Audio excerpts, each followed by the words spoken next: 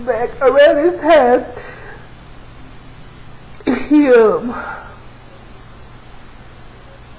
he decided that he wanted him a new car. So we went looking, and he found him a 2000 Ford Explorer, and he bought an edition. And most people would think that once my daddy worked at Chrysler, he made good money, but he didn't like Chrysler products. My daddy didn't live like a man, like he had the type of job that he did. He lived like a simple man. And I never forget, I had always wanted him a Ford Explorer, and he found one. And we went for a test drive. He said, I'm going to come back and buy this. And I'll never forget, the very next day, on April 16th, 2008, I remember he got up that morning, and he carefully drove himself up to the bank. He took out a cashier's check, and he came back. He said, I want to go buy my truck. And we went up there, and he's like, bought his truck. He didn't have a license.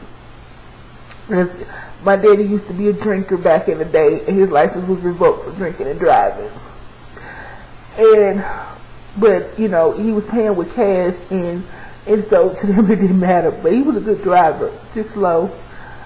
And I remember he bought the truck, and he went home, and he didn't want me to tell anybody about it. It's gonna be a surprise. And I never forget the time we was shopping for insurance and stuff like that. And then I remember he had an appointment Friday, I think it was like the 18th or something. And then everything was fine. The following Wednesday, the 23rd, he was supposed to go and consult with the chemotherapist so they could tell him about, because he was going to start treatment. And the chemotherapist and radiation therapist, because they was going to do chemo and radiation on him to get rid of the cancer. And that Monday, I remember we had a fight. It wasn't nothing major. He wanted me to drive the truck to the store, and I told my daddy, because I wasn't used to sitting up that high in the truck. I said, well, I'll just take the Buick, Daddy. He got mad at me. But the next day, everything was all good. And I went to the store for him and came back. He made chicken and dumplings. And he said he just wasn't feeling good that day. His voice had been hoarse.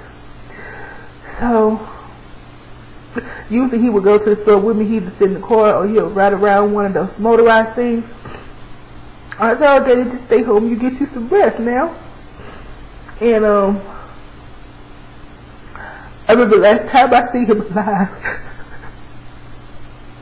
was about 9. But I gave him his shot of Lovenox. And then I remember him going to bed. I went to the bathroom. It was about 12 something. His TV light was out. I was like, oh, he's asleep. And for some reason why I went to bed early that night, I was just tired. I don't know why, because usually I'm up all night. But for some reason why I went to bed early that night. And it was about 2 something.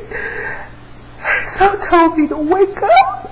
And I woke up and looked in the kitchen, and there was my father on the floor, dead. He was dead. And I heard his name, and I picked up the phone, and I called 911. And he was like, well, maybe you can help him. I said, sir, I can't go near him. It is my father. I love him too much. I can't go near him. And I heard the ambulance people coming, and when I walked past his body, I just turned my head. And when they came, I was like, please go help him. But in my heart, I knew my daddy was already dead. I just didn't want to accept it. And my neighbors came out, and they came out, and the paramedic, he said, who's the next of kin? I said, I am. And he said, I'm sorry. There's nothing we can do. And I fell out into the grass. And they had to help me. And at that moment, I couldn't believe what you just told me. He just confirmed that my daddy was dead. Our father, a great man, for 26 years, my father was gone. And I had to figure out a way to tell my mother. I just didn't know how. I didn't know what to do. I did. And as I sat there, they kept wanting me to push it. I had no shoes on. The ground was so cold, I didn't care. And I get to call my brother. And they called his wife actually, and she got a hold of him. And that valley, my sister told my mama. And my mama got her cousin Ricky to bring her over. And when my mom came, she put her arms around me. And they went in there to see his body. It was still on the floor. And they covered him. And then my brother came. And he just couldn't believe it. He just couldn't believe it. Then my daddy was laying on the floor dead. I couldn't believe it.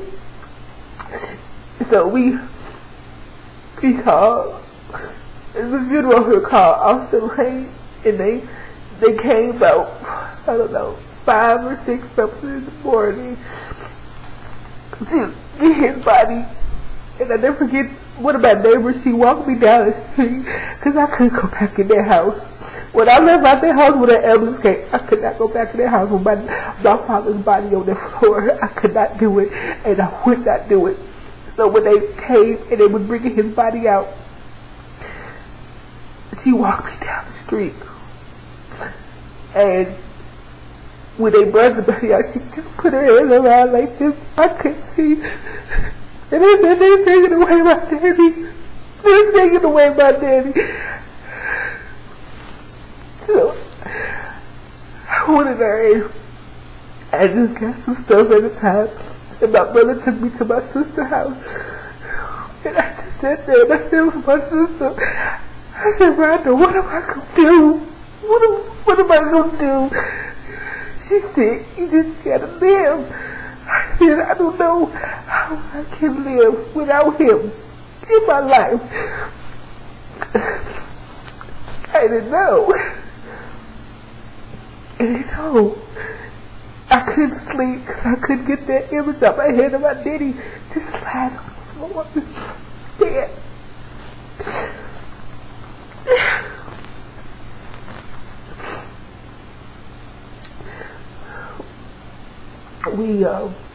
We had his funeral on May 1st.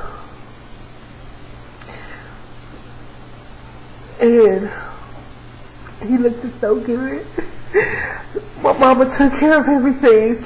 All the funeral arrangement. And boy, she laid him out.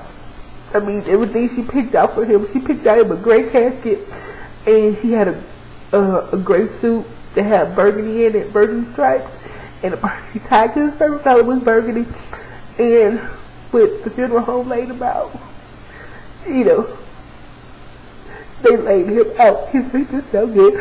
But I just couldn't believe that in the limousine where I told my sister, I said, Father, I can't believe I'm taking this trip. And I'm only 26. I said, I can't believe I'm in a limousine going to my father's funeral. I couldn't believe it.